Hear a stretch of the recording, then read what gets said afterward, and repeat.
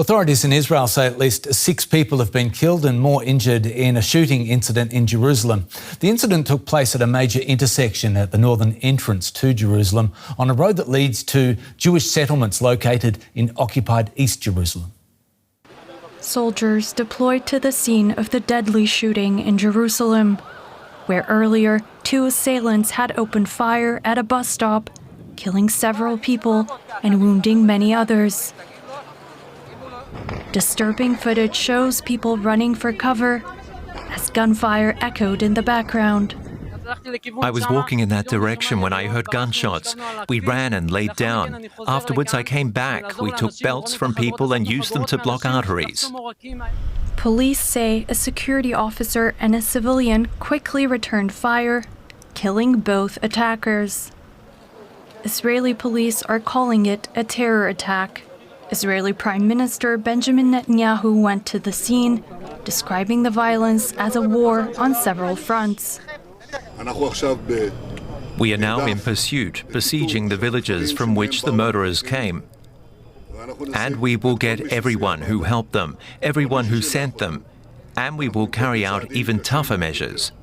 I want to say this as clearly as possible. These murders, these attacks on all fronts do not discourage us. The Monday morning attack on commuters is the country's deadliest shooting in nearly a year and has left families grieving. Joining us now from the scene of the attack is our correspondent Tanya Clemmer.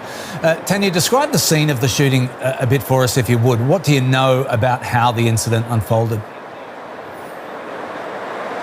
Well, you can see just right behind me, this is one of the busiest intersections here.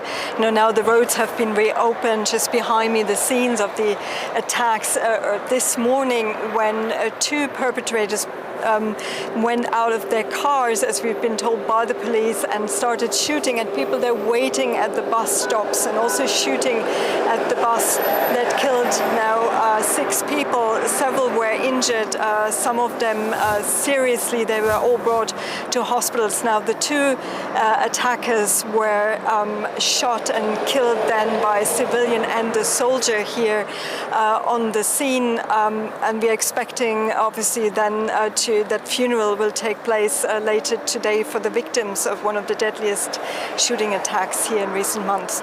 It's another delicate moment, Tanya. How have Israeli politicians reacted to the attack?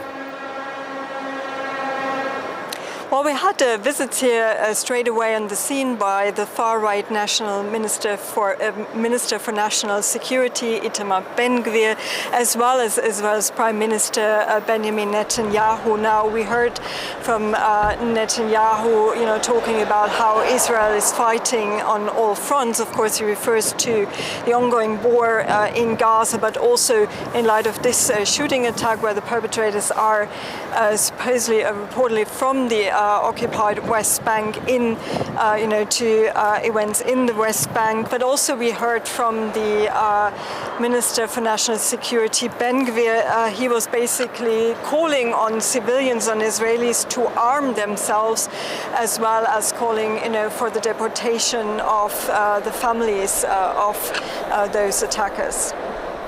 The attackers are said to have come from the West Bank, Tanya. What kind of response, having heard from Ben-Gvir and Mr. Netanyahu, can we expect from Israel in response to this? Well, we already heard, they're vowing a harsh response, and we already heard also from the Israeli military that they're operating in those 2 villages. What usually happens is that they encircle these villages. It's not just maybe the area where the attacker would be from, but then the whole village. So we're expecting also more of a closure in these areas around Ramallah. We could also expect maybe, some revenge attacks. They're called from Israeli settlers, from radical settlers on Palestinians in the occupied West Bank. But obviously, also this is connected to the war in Gaza, where we are expecting also, where we are already seeing intensifying assault on Gaza City and the planned invasion of the city, and more attacks to come, obviously, there as well. DW's Tanya Clemmer in East Jerusalem. Thanks so much.